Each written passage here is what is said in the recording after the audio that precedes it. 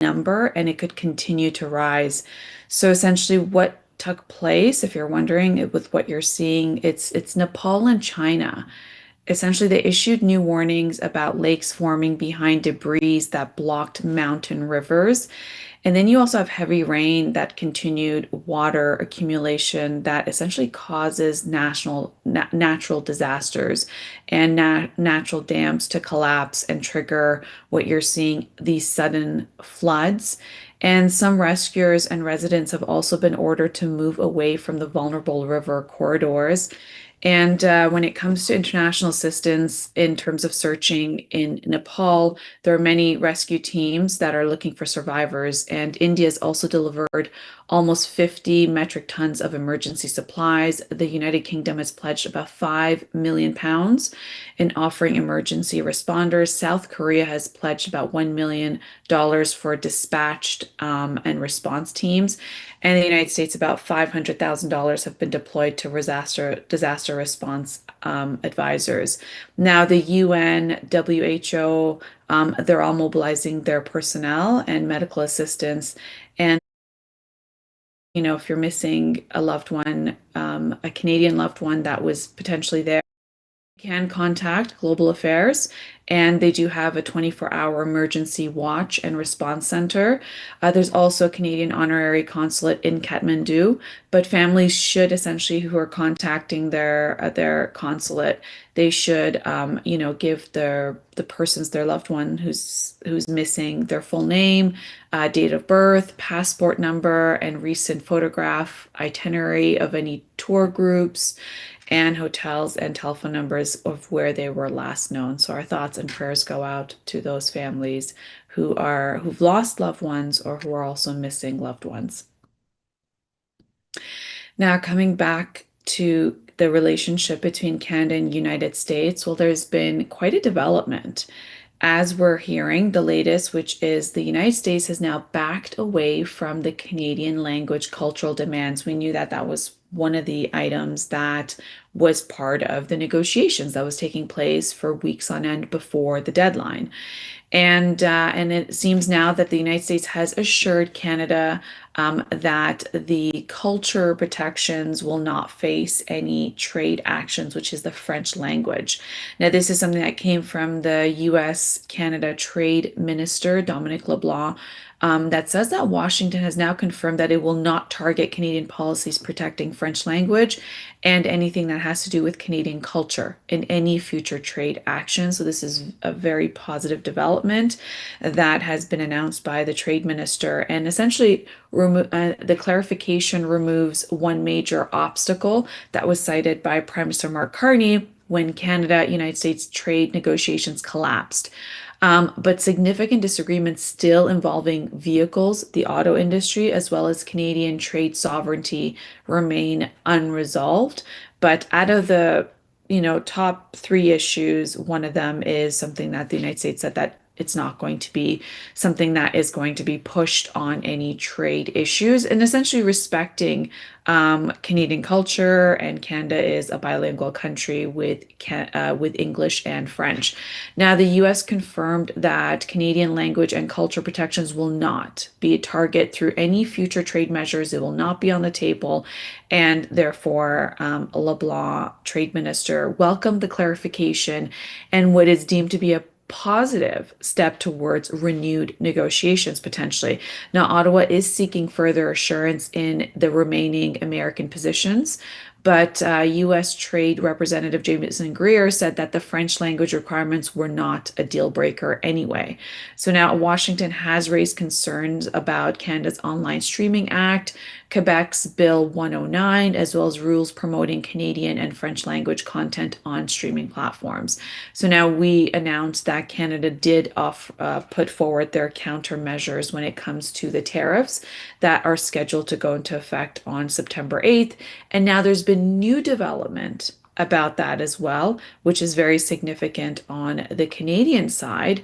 And this is after the Canadian government was able to talk to industry experts and realize that when it comes to putting retaliatory tariffs on seafood, then that is going to hurt many Canadian jobs. So the federal government has now removed all fish and seafood products from its latest counter tariff list after Canadian seafood companies warned that the duties that would meaning seafood coming into Canada from the United States could hurt domestic processors as well as workers and exporters. So Fisheries Minister Joanne Thompson described the change as a targeted adjustment and made following consultations with the industry leaders and came back with yes, if Canada's going to go ahead with a retaliation tariffs against American goods in a response to what the Canadians have done in terms of targeting Canadian goods that are exported into the United States with the 50% tariff,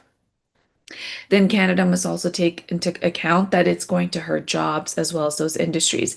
Now, Ottawa did originally plan to impose a 25% tariff on numerous American fish and seafood products, and those products initially targeted that they included lobster, salmon, pollock, tuna, herring, and different fish criterias. Now, if you want to know the absolute breakdown of what is under tariff on American goods coming into Canada starting September 8th, then go to canada.ca. There is a website. That website will give you an itemized on which products will have a 50% tariff, 25% tariff, and 15% tariff. But when it comes to seafood, now those items are going to be removed. Now, the government has said that they're now removing fish and seafood products from the list entirely. So it's not going to just go from a 25% tariff to a reduced amount. It's just going to be removed entirely. So please check back to the Canadian website. It's a government website, canada.ca, and be able to assess what is still on there. Now, Canadian processors did warn that they rely on American seafood, and that is very specific when it comes to packaging and export.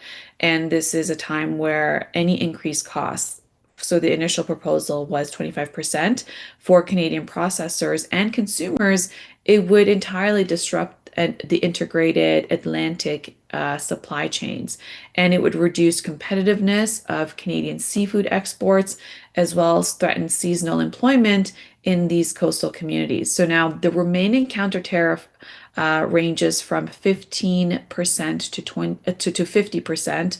They're scheduled to start on September 8th.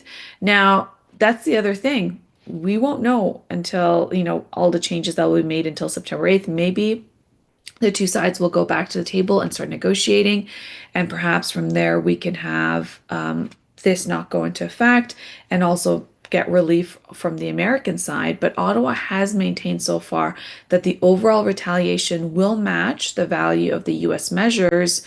And initially it was supposed to be a dollar for dollar. And now it'll be interesting to see if any other industries experts will talk to the Canadian government and see if this dollar for dollar tariff retaliation is going to hurt jobs.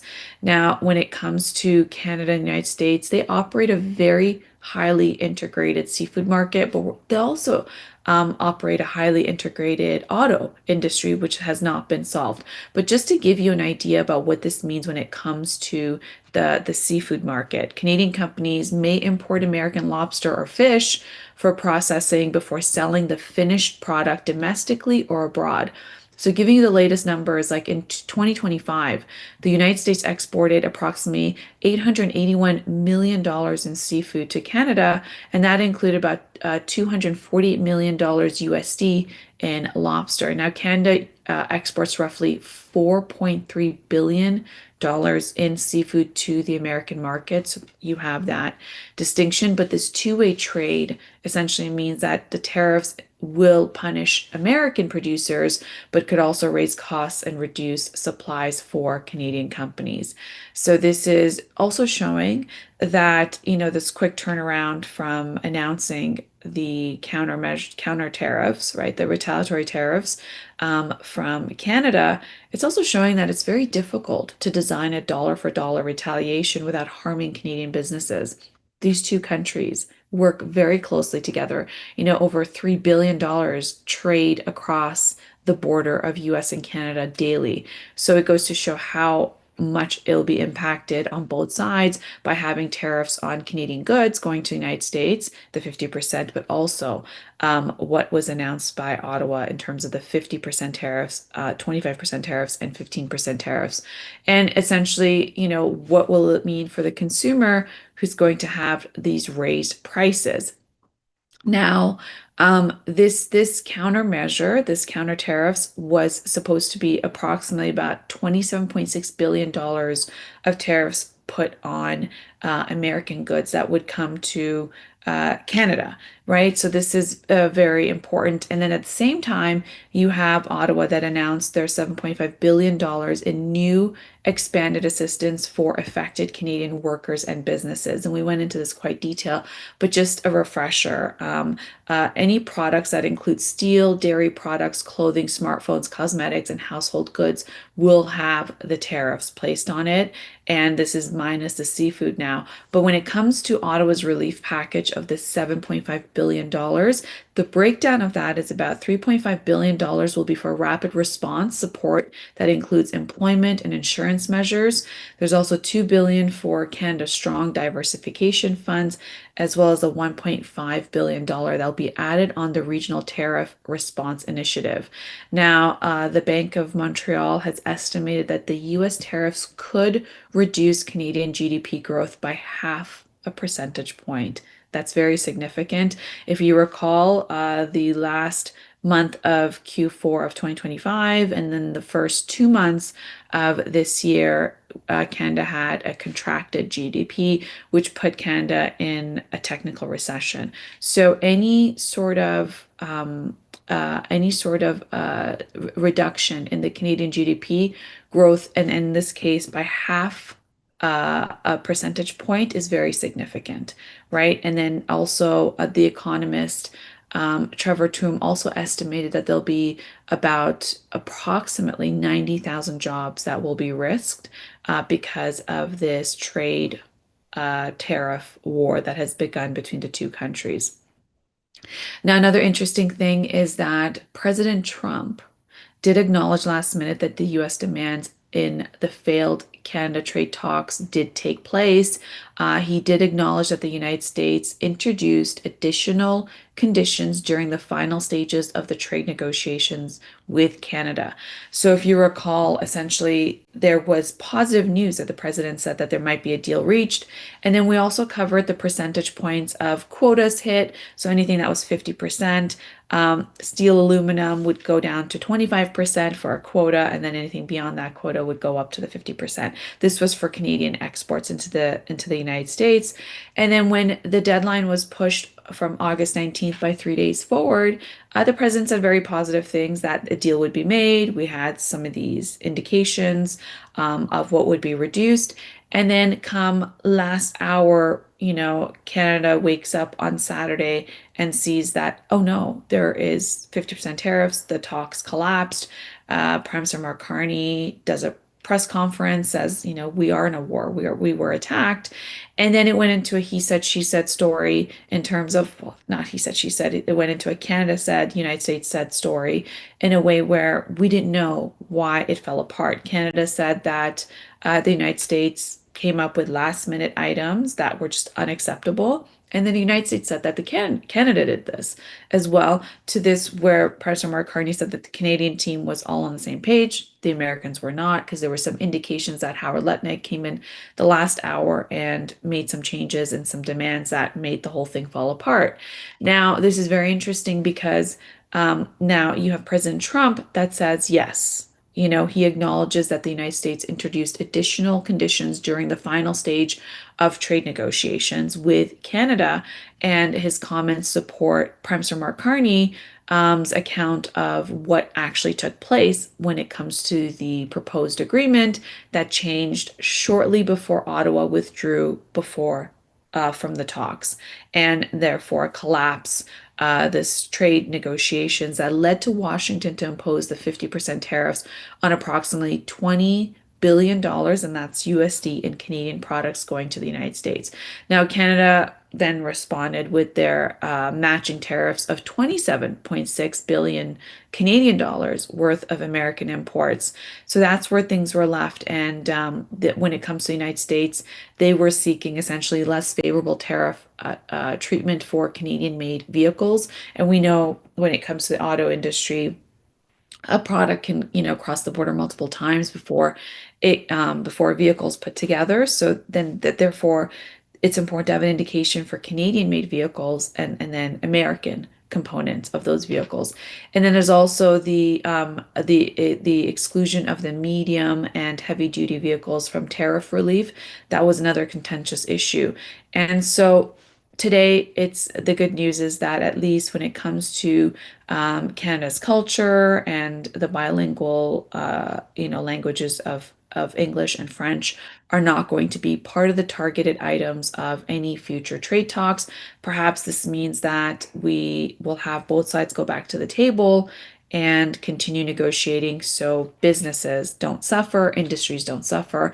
And then, of course, when it comes to jobs and on either side, right, Canadians and Americans, their jobs are not impacted. And then also the end consumer who may have to deal with these higher prices when the tariffs are placed and passed on to the end consumer because it's just the businesses can't digest it. They just don't have enough margin when you're talking about, severe 25% or 50% tariffs that would be placed on any goods that would have that imposed in those specific industries. So this is something that, of course, we're watching. It is a developing story as it is changing almost on a daily or every other day basis. And so we'll keep you up to date about what this means on the trade relations between the two countries. We're going to take a quick break and we'll be right back.